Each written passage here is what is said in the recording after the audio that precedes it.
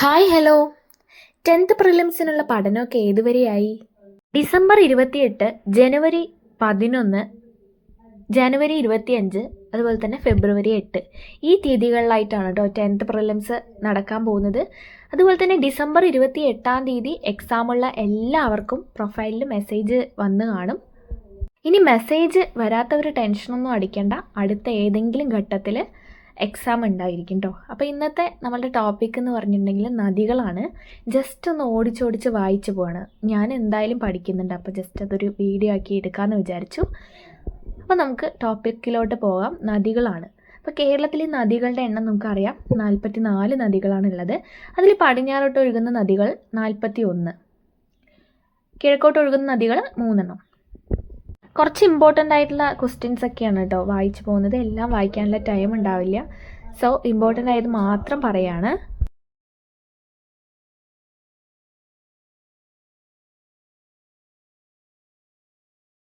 പെരിയാർ നദി 244 കിലോമീറ്ററാണ്.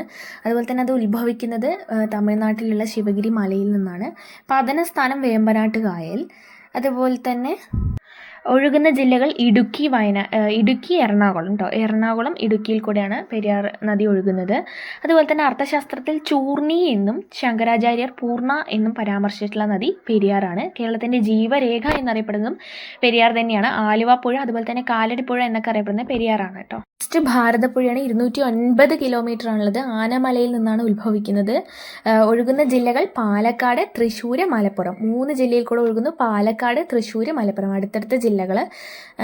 ചിറ്റൂരിൽ ഭാരതപ്പുഴ അറിയപ്പെടുന്നത് ശോകനാശിനി പുഴ എന്നാണ് അറിയപ്പെടുന്നത്.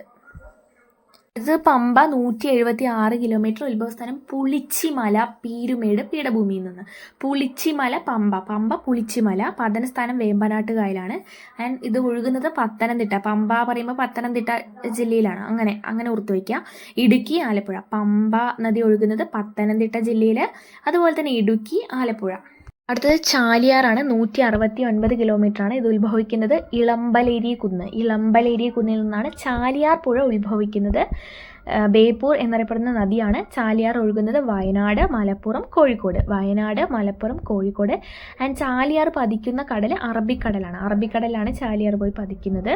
നെക്സ്റ്റ് ചാലക്കുടി പുഴ 145.5 കിലോമീറ്ററാണ്. ആനമലയിൽ നിന്നാണ് ഉത്ഭവിക്കുന്നത്. അതുപോലെ തന്നെ ഏറ്റവും നീളം കൂടിയിട്ടുള്ള 5ാമത്തെ നദിയാണ് ചാലക്കുടി പുഴ. പെരിങ്ങൽകുത്ത് ജലവൈദ്യുത പദ്ധതി സ്ഥാപിച്ചിരിക്കുന്ന നദി ചാലക്കുടി പുഴയാണ് കേട്ടോ. നെക്സ്റ്റ് നെയ്യാർ നദിയാണ്. 56 കിലോമീറ്റർ ആണുള്ളത്. നെയ്യാറിൻ്റെ ഉത്ഭവസ്ഥാനം അഗസ്ത്യമല, പശ്ചിമഘട്ടത്തിൽ നിന്നാണ് നെയ്യാർ ഉത്ഭവിക്കുന്നത്. അതുപോലെ തന്നെ നെയ്യാറിൻ്റെ പോഷക നദിയാണ് കല്ലാറും കരവലിയാറും. നെക്സ്റ്റ് മഞ്ചേശ്വരം പുഴയാണ്. കേരളത്തിലെ ഏറ്റവും നീളം കുറഞ്ഞ നദിയാണ് മഞ്ചേശ്വരം പുഴ. 16 കിലോമീറ്റർ ആണുള്ളത്. ഇത് ഉത്ഭവിക്കുന്നത് ഭാലേപ്പൂണി കുന്നുകളിൽ. മഞ്ചേശ്വരം പുഴ പതിക്കുന്ന കായൽ ഉപ്പളക്കായലാണ്. നെക്സ്റ്റ് ആണ് മയ്യഴി പുഴയാണ്. ആകെ നീളം 54 കിലോമീറ്റർ ആണ്. ഉത്ഭവം പശ്ചിമഘട്ടത്തിലെ വയനാട് കുന്നുകളിൽ നിന്നാണ് ഉത്ഭവിക്കുന്നത്.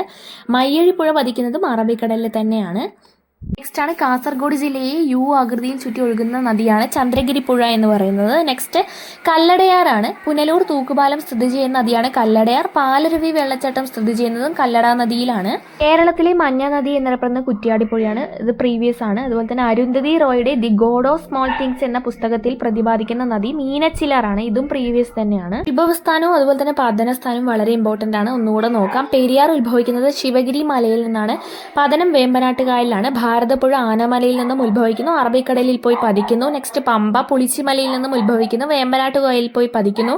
ചാലിയാർ ഇളമ്പലേരി കുന്നുകളിൽ നിന്നും ഉത്ഭവിക്കുന്നു, അറബിക്കടലിലാണ് പതിക്കുന്നത്. ചാലക്കുടി പുഴ ആനമലയിൽ നിന്നും ഉത്ഭവിക്കുന്നു, പെരിയാർ നദിയിലാണ് പതിക്കുന്നത്. നെയ്യാർ അഗസ്ത്യമല പശ്ചിമഘട്ടത്തിൽ നിന്നാണ് ഉത്ഭവിക്കുന്നത്, അറബിക്കടലിൽ പോയി പതിക്കുന്നു. മഞ്ചേശ്വരം പുഴ ഭാലേപ്പൂണി കുന്നുകളിൽ നിന്നും ഉത്ഭവിക്കുന്നു, ഉപ്പളക്കായലിൽ പോയി പതിക്കുന്നു. നെക്സ്റ്റ് മയ്യഴി പുഴ പശ്ചിമഘട്ടത്തിലെ വയനാട് കുന്നുകളിൽ നിന്നും ഉത്ഭവിക്കുന്നു, അറബിക്കടലിൽ പോയി പതിക്കുന്നു. നെക്സ്റ്റ് ആണ് കിഴക്കോട്ട് ഒഴുകുന്ന 3 നദികൾ. കബനി തൊണ്ടാർമുടിയിൽ നിന്നും ഉത്ഭവിക്കുന്നു, കാവേരി കർണാടകയിൽ പതിക്കുന്നു. ഭവാനി നീലഗിരിയിൽ നിന്നും ഉത്ഭവിക്കുന്നു, തമിഴ്നാട് കാവേരിയിൽ പോയി പതിക്കുന്നു. പാമ്പാർ ബെൻമൂർ ദേവികുളം താലൂക്കിൽ നിന്നും ഉത്ഭവിക്കുന്നു, കാവേരി തമിഴ്നാട്ടിൽ പോയി പതിക്കുന്നു. കിഴക്കോട്ട് ഒഴുകുന്ന 3 നദികൾ കുറച്ച് ഡീറ്റെയിൽ ആയി നോക്കാം കേട്ടോ. കേരളത്തിലൂടെ ഒഴുകുന്ന നീളം, അതായത് കബനി നദി കേരളത്തിലൂടെ ഒഴുകുന്ന നദി നീളം 56.6 കിലോമീറ്റർ ആണ്. ആകെ നീളം 240 കിലോമീറ്റർ ആണ്. കേരളത്തിൽ കിഴക്കോട്ട് ഒഴുകുന്ന ഏറ്റവും വലിയ നദിയാണ് കേട്ടോ കബനി എന്ന് പറയുന്നത്. ഏതെല്ലാം നദികൾ കൂടിച്ചേർന്നാണ് കബനി നദി രൂപപ്പെടുന്നത്? പനമരം, മാനന്തവാടി നദികളുടെയൊക്കെയാണ്. കബനി അറിയപ്പെടുന്ന മറ്റൊരു പേരാണ് കപില. കബനി ഉത്ഭവിക്കുന്ന സ്ഥലം തൊണ്ടാർമുടി, വയനാട്ടിൽ നിന്നാണ് ഉത്ഭവിക്കുന്നത്. ഇത് പതിക്കുന്നത് കാവേരി കർണാടകയിൽ പോയി. ഭവാനിയാണ്. കേരളത്തിലെ നീളം 37.5 കിലോമീറ്റർ ആണ്. ആകെ നീളം 217 കിലോമീറ്റർ ആണ് കേട്ടോ. ഉത്ഭവസ്ഥാനം നീലഗിരിയിൽ നിന്നാണ് ഉത്ഭവിക്കുന്നത് ഭവാനിപ്പുഴ. അതുപോലെ തന്നെ പതിക്കുന്നത് കാവേരി തമിഴ്നാട്ടിലാണ്. ഈ 3 നദികളും പോയി പതിക്കുന്നത് കാവേരി തമിഴ്നാട്ടിലാണ്. ഭവാനിയുടെ പ്രധാന പോഷക നദിയാണ് ശിരുവാണി. ഭവാനി ഒഴുകുന്ന ജില്ല പാലക്കാടാണ്. ഭവാനിയുടെ മറ്റൊരു പോഷക നദിയാണ് വരയാർ. ഇത് ഒരു വെറൈറ്റി ക്വസ്റ്റ്യൻ ആണ്.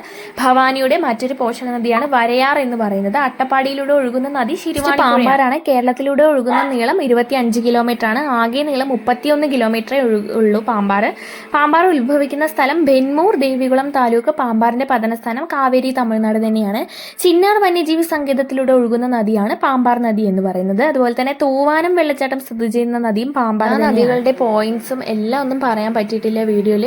ഏറ്റവും ഇമ്പോർട്ടൻ്റ് ആയിട്ട് ചോദിക്കുക നീളം, അതുപോലെ തന്നെ ഉത്ഭവസ്ഥാനം, പതനസ്ഥാനമാണ് ഏറ്റവും ഇമ്പോർട്ടൻ്റ്. പിന്നെ ഒഴുകുന്ന ജില്ലകളും അതും കൂടെ നോക്കണം. അപ്പം നീളം നമുക്ക് ഒന്നുകൂടെ നോക്കാം. പെരിയാറിന്റെ നീളം 244 കിലോമീറ്റർ ആണുള്ളത്.